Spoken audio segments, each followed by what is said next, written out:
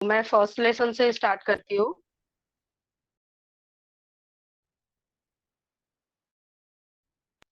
जी। हम भगवत गीता के बारे में पढ़ रहे हैं ना। भगवत गीता में 18 अध्याय है और 700 श्लोक है। ठीक है। जो है ना, पांडव और कौरवों के बीच युद्ध हो रहा है, उसके बारे में वर्णन किया गया है। ठीक है। अब जो धृतराष्ट्र है, उसके सबसे बड़े जो पुत्र है दुर्योधन, है ना, दुर्योधन ने पांडवों को उनका अधिकार नहीं दिए, है ना, देने से मना कर दिए, इसलिए ये युद्ध हो रहा है। ठीक है। और ये सारी जो बातें हो रही है, ये धृतराष्ट्र को संजय जी बता रहे हैं हम। ठीक है। अब पहले अध्याय में दोनों तरफ से शंख बजते हैं, नगाड़े बजते हैं, सारी चीजें, मतलब ढोल ताशे नगाड़े सारी चीजें बजते हैं, है ना। अब अर्जुन जी जो है ना, श्री कृष्ण से कहते हैं कि जो मेरा रथ है ना, उसे मध्य में लेके चलिए। जो भी मुझे देखना है, मैं देखना चाहता हूँ कि जिसके साथ मुझे युद्ध लड़ना है वो कैसे है, क्या तैयार हो, क्या है, कैसा। ये मतलब अर्जुन जी बोल रहे श्री कृष्ण जी को। श्री कृष्ण दोनों सेनाओं के बीच में ले जाकर रथ को खड़ा कर देते हैं। और अर्जुन जी जो है अपने मतलब कृष्ण बोलते हैं कि देखो अभी हम बीच में आ गए हैं, आप देख लीजिए करके। तो अर्जुन जी अपने चाचा भाई सगे संबंधियों मित्र दोस्त सभी को देख के बहुत ही घबरा जाते हैं, विचलित हो जाते हैं। और उनके मन में मतलब घबराहट हो जाती है कि मैं कैसे करूं करके, है ना। तो उनके मन में जो भी शत्रु है, उनके प्रति स्नेह उत्पन्न हो जाता है। यानी कि अपने ही सगे संबंधी है तो हर किसी को लगता है कि मैं इनके साथ कैसे युद्ध करूं। राइट। तो उनके मन में भी यही स्नेह उत्पन्न हो जाता है। और युद्ध करने से वो अर्जुन जी जो है वो मना कर देते हैं। वो घबराकर दुखित होकर अर्जुन जो है ना, उसी समय धनुष, जो भी अपना धनुष बाण है उसे फेंक कर और रथ के पीछे भाग में जाके बैठ जाते हैं और डायरेक्ट बोलते हैं कि मुझे युद्ध नहीं करना है। सेकेंड अध्याय सांख्य योग है। उसमें श्री कृष्ण जी उनको समझाते हैं।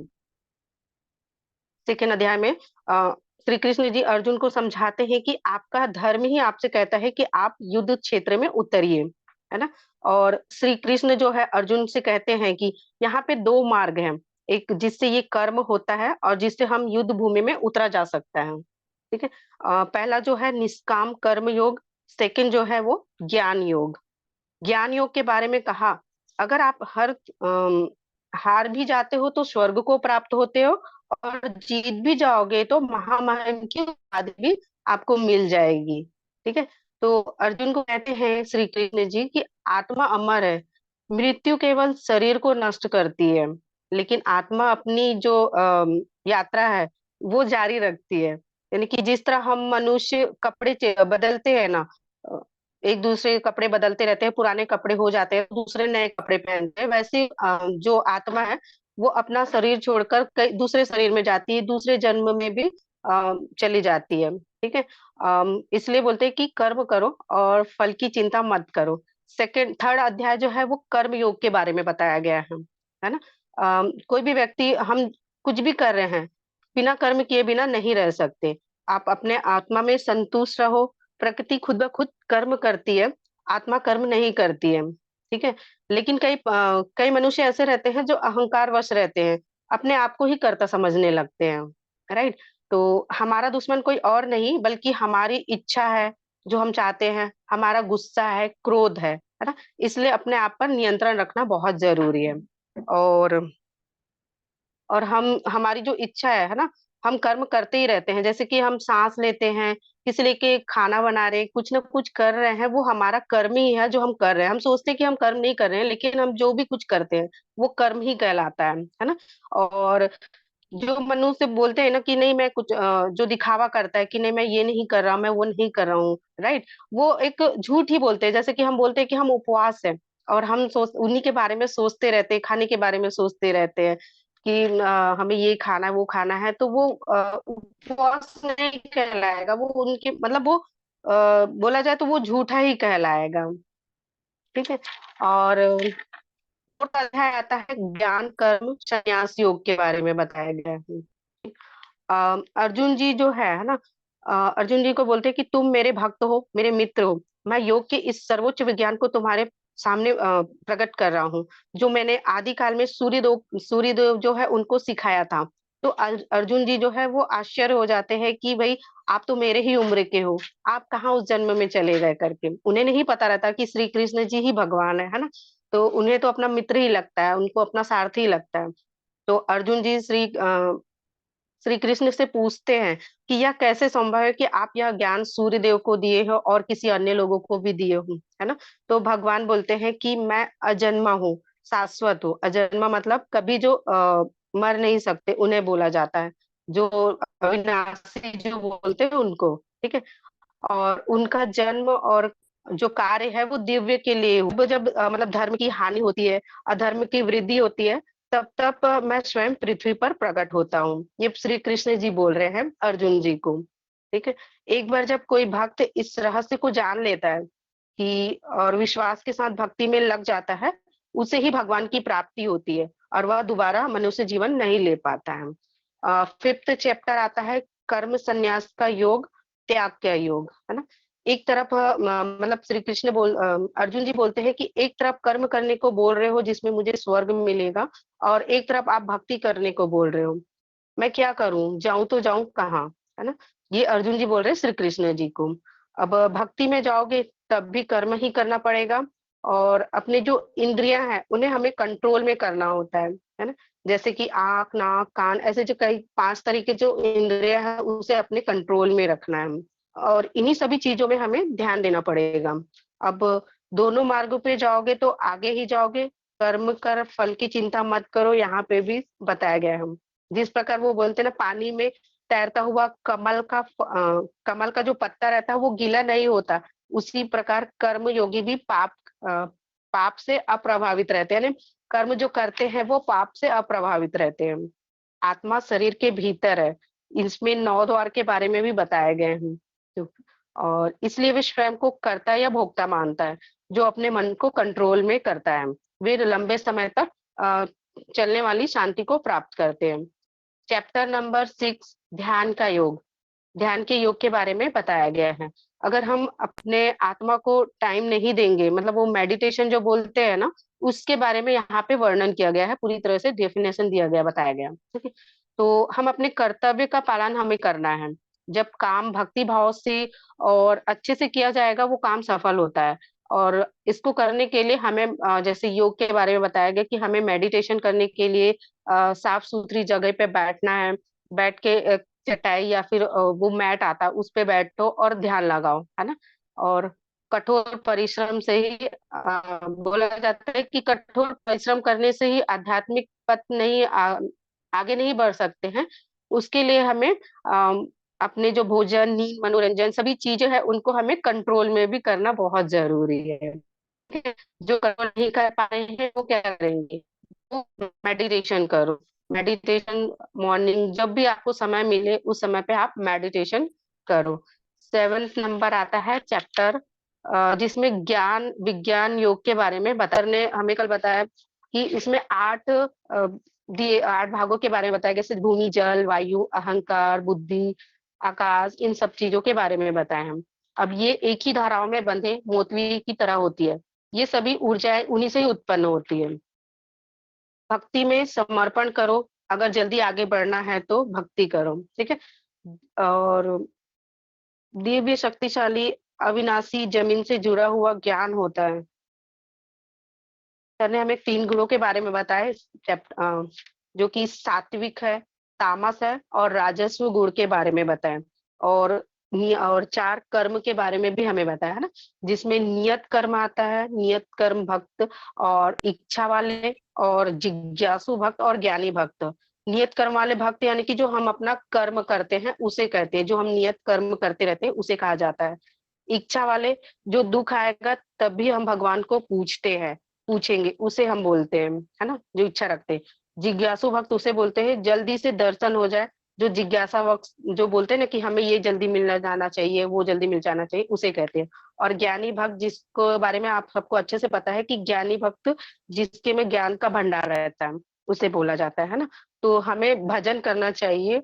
और इंसान की इच्छाएं तो बहुत बहुत ज्यादा है, तो ये सारी चीजें करना जरूरी है। और सर मेरे तरफ से इतना ही है, 8 चैप्टर उतने खास से हुआ नहीं सर।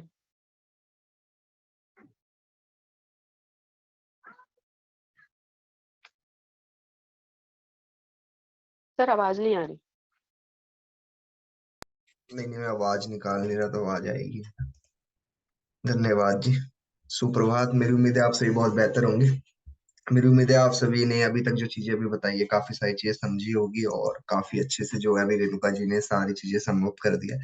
देखो मेन बात क्या है ना कि अभी कहीं ना कहीं जैसे जैसे आप स्टेप बाय स्टेप आगे बढ़ते जा रहे हैं तो बहुत डीप में बात की जा रही है, राइट। जैसे अभी हमने कर्म और ज्ञान योग, फिर योग की बातचीत करी, उसके बाद में निष्काम कर्म, और उसके बाद हमने कुछ बेसिक प्रैक्टिकल विज्ञान की बातचीत करी, राइट। ऐसे करते करते अब श्री कृष्ण जी उनको और भी चीजें बता रहे हैं जिससे कहीं ना कहीं आपको एक आइडिया लगेगा कि हाँ भाई क्या चीजें करनी चाहिए हमारे को, राइट। तो अभी हम चैप्टर 8 हमारा कल कंप्लीट हो गया था। चैप्टर 9 पे आ चुके हैं। अभी हम थोड़ा आगे बातचीत कर लेते हैं क्या क्या चीजों पे हमने गौर करना है, राइट। सबसे पहले जो है जो आप चैप्टर 8 है, मैं उसको दोबारा रिपीट कर देता हूँ ताकि कहीं ना कहीं जो प्रीवियस के अंदर आपको चीज रह गई है उसको हम दोबारा से वो कर लेंगे, ठीक है। ओके। हम चैप्टर 8 पे थे जिसके अंदर हमने भ्रम योग के बारे में जानकारी प्राप्त की थी कि अब ये होता क्या है। तो सबसे पहले तो हमें ये चीज समझनी पड़ेगी कि जो भ्रम योग है, कैसे एक इंसान जो भगवान को प्राप्त हो सकता है। और यहाँ पे कुछ बहुत ज्यादा बेसिक चीज की बात की गई है, कैसे मेरे को लोग प्राप्त कर सकते हैं, मतलब भगवान कहते हैं कि मुझे क्या, कैसे आप मेरे तक पहुंच सकते हैं और क्या क्या स्टेप फॉलो करने होते हैं आपको। यहाँ तक कि इसमें जलने तक की बात की गई है कि आपको जब जलाया जाएगा तो उस टाइम पे आपने क्या क्या चीजें फॉलो करनी होती है, ठीक है। तो वो मैं बात दोबारा रिपीट कर रहा हूँ, ध्यान से समझना। लेकिन उससे पहले एक छोटा सा काम आप सभी करो, IMN का मैसेज डाल दीजिए आप डायमंड ग्रुप के अंदर, और जो भी पर्सन अभी नहीं आए हैं उन्हें आप मैसेज या कॉल कर लो। मीटिंग स्टार्ट होने को 52 हो चुका है। फटाफट से मैसेज कर दो पहले तो, उसके बाद मैं 8वें 9वें, आज मैं 3 चैप्टर्स एक बार समाप्त करूंगा। 8वां तो मैं शॉर्ट में करूंगा, 9th और 10th चैप्टर पे आज आने वाले हैं। फटाफट से मैसेज डाल दो पहले।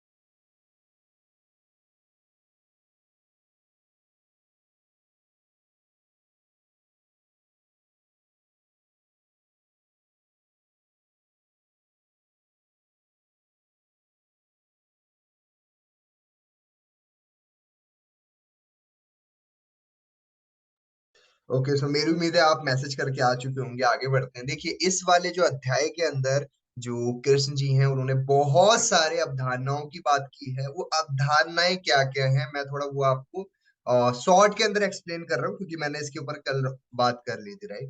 देखो सबसे पहली चीज तो क्या है, उन्होंने मृत्यु और आत्मा का मंजिल बताया कि क्या मंजिल होता है इसका, और आत्मा क्या होती है। और आत्मा क्या है, पहली बात हमें ये चीज समझनी होगी कि आत्मा एक वो है ना, उसको आप जला सकते हो ना खत्म कर सकते हो, ना उसको आप कुछ बोल करके उसको डरा सकते हो।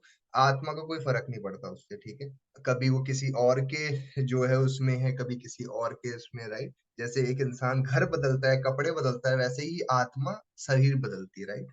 तो अब इसकी मंजिल क्या है, प्रीवियस के अंदर आत्मा तो समझा दिया था कृष्ण जी ने, लेकिन इसकी मंजिल क्या है, कैसे कोई इंसान प्रभु या भगवान को प्राप्त कर पाता है, वो 8वें अध्याय के अंदर काफी अच्छे से बताया गया। तो सबसे पहले जब बात की जा रही है 8वें अध्याय में, तो भगवान कहते हैं कि जो ब्रह्म कौन है, ब्रह्मा क्या कहते हैं, ब्रह्मा भगवान जी जो है वो क्या कह रहे हैं इस चीज को लेकर के। तो वो बताते हैं कि जो स्वरूप होते हैं, जितने भी जीवित प्राणी होते हैं, चाहे वो जानवर हो चाहे वो मनुष्य हो, सबके अंदर एक आत्मा होता है और वो सभी के सभी कर्म कर रहे हैं, अपना कार्य कर रहे हैं, ठीक है। चाहे आप कोई भी हो, चाहे आप कोई भी जो जाति से बिलोंग करते कुछ भी हो, वो सारी कुछ बात कह रहे हैं कि वो सभी के सभी अपना कर्म कर रहे हैं। अब यहाँ पे बात की जा रही है कि आत्मा जो होती है उसके बहुत सारे जो है रूप होते हैं। अब मान के चलिए कहीं ना कहीं क्या है कि वो पाप भी कर रहा है, पुण्य भी कर रहा है, वो सारा कुछ आत्मा ही कर रही होती है, ठीक है। बस जो मनुष्य जो उसकी शरीर होता है वो खाली दिख रहा होता है लोगों को। जैसे आप कृष्ण जी को देख लीजिए, उन्होंने बताया है कहीं ना कहीं कि वो है तो भगवान, लेकिन लोग उन्हें देखते ही कहते हैं मनुष्य हैं वो। जब उस टाइम पे धृतराष्ट्र से जो है संजय सारी चीजें बता रहा था, उस टाइम पे धृतराष्ट्र भी शॉक हो गया कि ये क्या बातें कर रहे हैं, ऐसी लग रहा है कि कोई बहुत बड़ा इंसान बात कर रहे हैं, कोई जो है भगवान बात कर रहा है, क्योंकि उन्होंने अपना शरीर के अंदर जो आत्मा है वो तो लोगों को नहीं दिख रहा है, राइट। तो वो सारी बात कहीं ना कहीं इधर बता रखी है कि हमें क्या क्या चीजें करनी चाहिए, ठीक है। तो यहाँ पे बताया गया है कि आपने जो है जब आपका मृत्यु हो रहा हो तो सूर्य काल में होना चाहिए, उस टाइम पे जो है बढ़िया आकाश होना चाहिए, सारा मौसम बढ़िया होना चाहिए। ये सब चीजें एक्सप्लेन की गई है 8वें चैप्टर में, ठीक है। चलो थोड़ा आगे बढ़ते हैं। चैप्टर 9 पे आ चुके हैं, राज विद्या योग और विज्ञान के राजा के माध्यम से योग, ठीक है। तो इसका क्या तात्पर्य है, क्या चीजें बताई है यहाँ पे, वो मैं थोड़ा आपको बता देता हूँ। देखो सबसे पहली चीज तो क्या है कि यहाँ पे भगवान ने सबसे पहले कल्प की बात की है, ठीक है। अच्छा कल्प क्या होता है, पहले हमें समझना पड़ेगा कल्प क्या है। कल्प का मतलब ये होता है कि जो इंसान या जो मनुष्य जो है भगवान को प्राप्त कर चुका है या फिर भगवान तक पहुंच चुका है, उसको पता है कि भगवान कैसे मिलेंगे, उसको उस चीज का ज्ञान है, ठीक है। और वो श्री कृष्ण जी बता रहे हैं कि कल्प के दो प्रकार होते हैं, ओके। तो कल्प के दो प्रकार कौन कौन से होते हैं? सबसे पहला कल्प होता है कि इसके कहीं ना कहीं योग है। इसके 4 स्टेजेस होते हैं, कल्प के 4 स्टेजेस बताए गए हैं। सबसे पहले स्टेज के अंदर वो बताते हैं कि मेडिटेशन हो गया। ये सारे 4 स्टेजेस, जो प्रथम स्टेज होता है जहां पे आप मेडिटेट जब करते हो, उस वक्त में आपको डिस्ट्रैक्शंस आएंगी, बहुत सारी चीजें माइंड में आपके घूमने लगेगी। तो आप कैसे अपने माइंड को स्थिर रख करके अपने ध्यान पे फोकस कर रहे हो, ठीक है। वो मेडिटेशन के 4 स्टेजेस बताए गए हैं, ठीक है। क्योंकि प्रीवियस चैप्टर्स के अंदर हमने 2 चीज की बात कर ली थी कि अगर आपको कोई भी चीज सही करनी है तो आपको या तो ज्ञान योग या तो आपको कर्म योग, ये चीज पे फोकस करना है। उसके बाद में श्री कृष्ण जी ने बताया कि अगर आपको जो है प्रभु या भगवान को प्राप्त करना है तो आपको क्या करना होगा, आपको योग करना होगा। योग का मतलब क्या है, मेडिटेशन करना होगा। तो इस चैप्टर के अंदर कल्प के बारे में बताया गया। कल्प वो होता है जो कहीं ना कहीं सारा 4 मेडिटेशन के जो स्टेजेस होते हैं उसको पार कर चुका होता है, और वो भगवान तक पहुंचने तक का उसको पता है कैसे पहुंचा जा सकता है, ठीक है। तो इसको कल्प बोलते हैं, उसकी बात की जा रही है। अगर मैं इसको बहुत ही सिंपल तरीके से बताऊं, यहाँ पे जपने को भी एक चीज बताई गई है। जो इंसान कहीं ना कहीं भगवान को जपता है, ठीक है, जो भगवान की वो करता है, हमेशा सोचता रहता है भगवान के बारे में, तो उसके बारे में बताया गया है कि वो कहीं ना कहीं उसके अंदर बुद्धि है, उसके अंदर एक चीज का ज्ञान है कि उसको भगवान को कैसे याद रखना है। काफी परिस्थिति ऐसी आती है काफी केसेस के अंदर कि आपको सिर्फ भगवान के सिवा और कुछ नहीं दिख रहा होता, ठीक है। तो वो सारी बात कहीं ना कहीं चैप्टर 9 के अंदर बताई गई, ओके। तो यहाँ पे अगर सिंपल बात जो कहीं ना कहीं कृष्ण जी ने इनको समझाया, इनको एक चीज बोली गई है कि देखो, अभी जब आप युद्ध में लड़ोगे, जब उतरोगे, तो उस टाइम पे होगा क्या कि कहीं ना कहीं आपको बहुत सारी चीजें होगी, डिस्ट्रैक्शंस आने वाली है, आप काफी सारी चीजें माइंड में लेके चल रहे होगे अभी, है ना। तो आपको ये चीज समझनी होगी कि मैं तुम्हारे साथ खड़ा हूँ, ठीक है। आपको मैं हर चीज में गाइड करने के लिए खड़ा हुआ हूँ, तुम्हें इस चीज की बिल्कुल भी चिंता नहीं करनी है, ठीक है। एक तरह से मैं तुम्हारा वो ढाल हूँ, जो कि मैं गाइड करूंगा कैसे करना है क्या करना है। लेकिन एक बात तुम्हें समझनी पड़ेगी कि मैं हर वक्त तुम्हारे साथ नहीं रहने वाला। युद्ध भूमि में तो चलो वो तो उस वक्त में हुआ था ऐसा कुछ, ठीक है। तो उस टाइम पे ये सब चीज बोली गई थी, लेकिन हमने एक चीज समझनी पड़ेगी कि ये सारी सिचुएशंस कहीं ना कहीं लाइफ के अंदर भी आई। उस टाइम पे भी उनको, अर्जुन को यही चीज बताई जा रही थी कि देखो भाई, मैं तो खाली युद्ध भूमि तक तुम्हारा जो है रथ चलाने वाला हूँ, सारी जिंदगी में साथ नहीं रहने वाला हूँ, वो चीज समझाई जा रही है, ठीक है। अगर अर्जुन उस टाइम पे ये बोलते ना कि आप मेरे साथ सारी जिंदगी साथ में रहो, मुझे तो आपका ज्ञान बड़ा अच्छा लग रहा है, तो ऐसा नहीं हो पाएगा। वो चीज कहीं ना कहीं हमारे लिए भी है। आपका जो मेंटोर होता है या अपलाइन है या फिर माँ बाप है, वो हमेशा आपके साथ नहीं रहते। तो ये 4 मेडिटेशंस के बारे में इसलिए भी बताया उनको कि अगर आप इन मेडिटेशंस को कर लोगे, यहाँ तक पहुंच जाओगे जहां पे आपको किसी की भी चीज की वो नहीं है, कोई रहे ना रहे जिंदगी में आपको कोई फर्क नहीं पड़ेगा। इसके लिए वो मेडिटेशन वो बताई जा रही है अर्जुन को, ठीक है। आगे बात कर लेते हैं। देखो सबसे पहली चीज हमने समझना पड़ेगा, यहाँ पे जो सबसे इंपॉर्टेंट बात बताई गई है कि स्वर्ग किसको मिलता है, ठीक है। यहाँ पे बताइए कि अगर कोई मेरे से स्वर्ग मांगेगा मैं दे दूंगा, लेकिन एक बात को यहाँ पे और समझाया गया है कि जब उसका पुनर्जन्म होगा, जब उस इंसान का पुनर्जन्म होगा, तो क्या वो तो सब कुछ भूल चुका होगा उसके साथ प्रीवियस में क्या हुआ है। जैसा कि आपको समझ में आया होगा, भी रेणुका जी बता रहे थे कि सबसे पहले हमें ये चीज समझनी पड़ेगी कि अब इंसान क्या है। अब उसके दिमाग में जब कृष्ण जी ने बोला अर्जुन को कि मैंने ये ज्ञान सूर्य को दिया, सूर्य ने अपने पुत्र को, उन्होंने अपने पुत्र को, तो उसके दिमाग में चल रहा था कि ये तो मेरे उम्र का है, या फिर ये तो मेरा भाई है ना, जो मेरी माँ है कुंती, वो इनकी बुआ लगेगी, तो इनको कैसे ये सारा ज्ञान हो गया। तो वही चीज क्यों भूल गया चुका था अर्जुन ये सब, क्योंकि उसका पुनर्जन्म है। समझ रहे हो? तो पुनर्जन्म आते ही सारा कुछ इंसान भूल जाता है। वो भी चीज बता रहे हैं कि भाई देखो स्वर्ग भी लेना है ना, क्योंकि उसको डर था कि अगर मैं अपनों से लड़ाई करूंगा तो मुझे स्वर्ग नहीं मिलेगा, मुझे लोग बुरा भला बोलेंगे। समझ रहे हो? तो उसको वो भी चीज दिमाग में बिठा रहे हैं कि ये सब चीज तो तू भूल जाएगा एक टाइम के बाद, जब तेरा पुनर्जन्म होगा, तेरी आत्मा अपना वस्त्र, मतलब कि क्या है कि वो जब बदलेगी, तो ये सब तो तू भूल चुका होगा। ठीक है? तो ये सारी चीज तो तू दिमाग में लेके चल ही मत कि ऐसा हो जाएगा, ये हो जाएगा। तू बस अपना काम कर, तुझे क्या करने के लिए इस युद्ध में आया है, तू बस अपना काम कर। इसके लिए भी उसको वो कल्प की बात बताई जा रही। ठीक है? आगे बात करते हैं। अब यहाँ पे कुछ चीजों की बात बताई गई है कि जो इंसान जिन चीजों को पूछता है, अगर आप अपने पितरों, अपने माता पिता, दादा, उनको पूछते हो तो आप उनको प्राप्त करोगे। और जो भूतों को पूछता है, जो कि वो होते हैं ना, जो डरावने भूत वगैरह होते हैं, तो आपको वो प्राप्त हो जाएंगे। और यहाँ पे बताया गया है कि जो मुझे, मतलब कि श्री कृष्ण जी को पूजेगा, वो मुझे प्राप्त करता है डायरेक्टली। ठीक है? तो वो चीज भी उन्हें बताई जा रही है कि तुम जिस चीज को बोलोगे, जिस चीज को पूछना शुरू कर दोगे, वो तुम्हें प्राप्त होना स्टार्ट हो जाएगी। ठीक है? तो वो चीज उनको समझाई जा रही है, कहीं ना कहीं क्लियर करने के लिए। ठीक है जी। पिछले 2 अध्याय में जैसे भगवान ने उनको काफी अच्छे से बताया था योग के बारे में। ठीक है?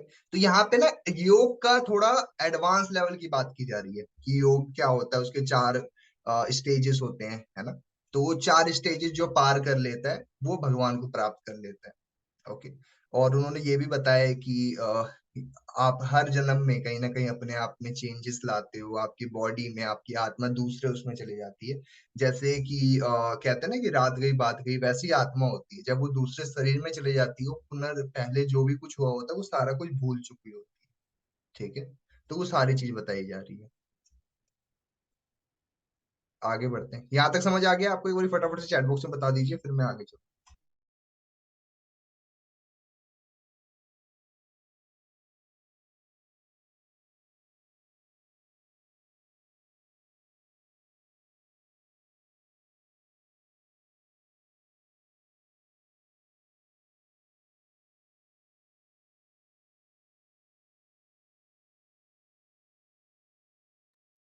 Okay great. तो यहाँ पे भगवान ने उन्हें कहा कि देखो, जैसे अर्जुन को कहा, अब मैं शुरू थोड़ा और बता रहा हूँ एडवांस में, थोड़ा आपको डीप में समझ में आई ये चीज।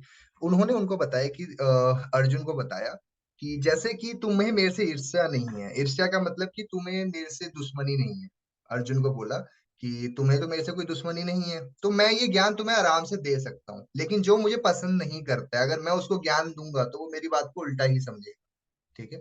तो यहाँ पे वो कहते हैं कि अब मैं जो अर्जुन तुम्हें ज्ञान देने वाला हूँ, वैसे ज्ञान जो था वो मैंने आपको बता दिया, लेकिन मैं थोड़ा आपको शॉर्ट में स्टार्टिंग से बता रहा हूँ कैसे वो बता रहे हैं सारे स्टेप बाय स्टेप। तो उन्हें बोल रहे होते हैं कि तुम्हें तो मेरे से कोई गुस्सा है नहीं, तुम्हें तो मेरे से कोई नफरत नहीं है, तो मैं तुम्हें जो भी कुछ बोलूंगा तुम मेरी बात को ध्यान से समझोगे। ठीक है? तुम मेरे एक अच्छे भक्त हो, है ना। यहाँ पे कुछ चीजें वो है कि ज्यादा चीजें नहीं बात कर रहे हैं, क्योंकि एकदम से फिर तो अर्जुन बोल देगा कि दिखाओ भाई, तुम तो भगवान हो, दिखाओ अपने आप को। ठीक है? वो अभी नहीं, 11वें चैप्टर में जब अर्जुन बहुत ज्यादा रिक्वेस्ट करते हैं कि अब भगवान हो आप, तो दिखाओ अपना रूप, तो वो 11वें चैप्टर का पार्ट है। मैं अभी आपको थोड़ा वो बता रहा हूँ। तो इसके लिए भी श्री कृष्ण जी इतना नहीं बोल रहे हैं, कहीं वो बंदा बोले भाई अब तो दिखाई दो आप हो कौन। इसलिए वो थोड़ा शॉर्ट में समझा रहे हैं उनको। ठीक है? आगे बढ़ते हैं। तो यहाँ पे उन्होंने ये चीज बताई है कि जो ज्ञान विज्ञान होता है, जो राजा और सभी रहस्यों को सबसे गहरा होता है कहीं ना कहीं, और जो शुद्ध होता है, जो सुनते हैं, और जो योग्य धर्म और अभ्यास करते हैं, उनका कहीं ना कहीं क्या होता है कि उनके लिए आसान हो जाती है चीजें।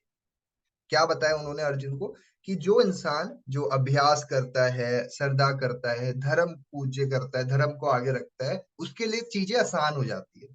ठीक है, आगे चलते हैं। तो जिन लोगों को इस धर्म में विश्वास नहीं है, जो लोग धर्म में विश्वास नहीं करते हैं, जो जिनके लिए ये सारी चीजें वो है कि ये सब तो कुछ होता ही नहीं है, तो उसकी भी बात की जा रही है।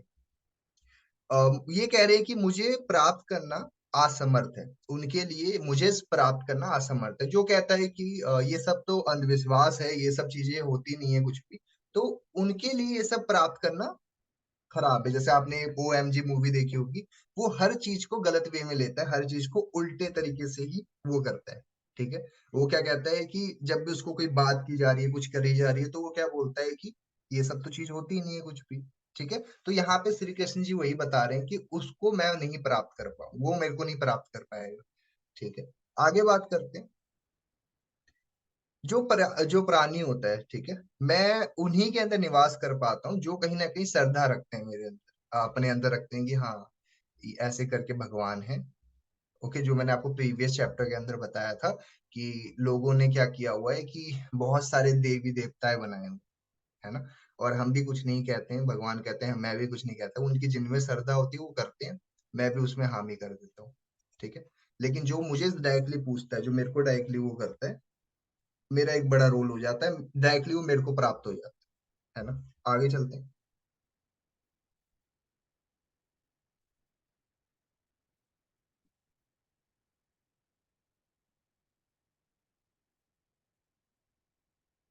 अब यहाँ पे एक बात को थोड़ा ध्यान से समझना है। यहाँ पे ना श्री कृष्ण जी ने एक चीज बोली है कि जो ये पूरा ब्रह्मांड है, ये पूरी दुनिया है, ये सब कुछ मैं ही हूँ।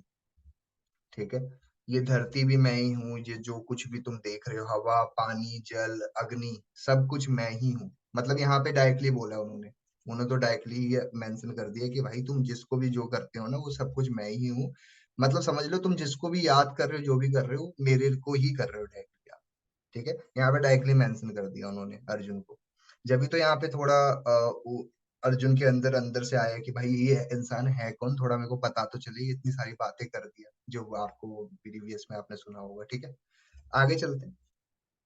तो एक कल्प के अंत में सभी जीवित प्राणी मेरी आदि भौतिक ऊर्जा में विलीन हो जाते हैं। ठीक है, और अगली जो शुरुआत होती है, चाहे वो कुंती पुत्र, वो थोड़ा उनको बोलते हैं कुंती पुत्र। ठीक है, तो फिर जो है वो प्रकट लेते हैं, वो पुनर्जन्म की बात जो मैंने आपको प्रीवियस के अंदर बताई थी कि वो पुनर्जन्म लेते हैं, तो वो प्रीवियस की सारी बातें भूल चुके होते हैं। जो अर्जुन को अगर ये थोड़ा मन में डर बैठा हुआ है कि भाई अगर मैं कोई पाप कर रहा हूँ अपने दादा, अपने भाइयों को मार करके, तो ऐसा नहीं है, तू पुनर्जन्म में भूल जाए।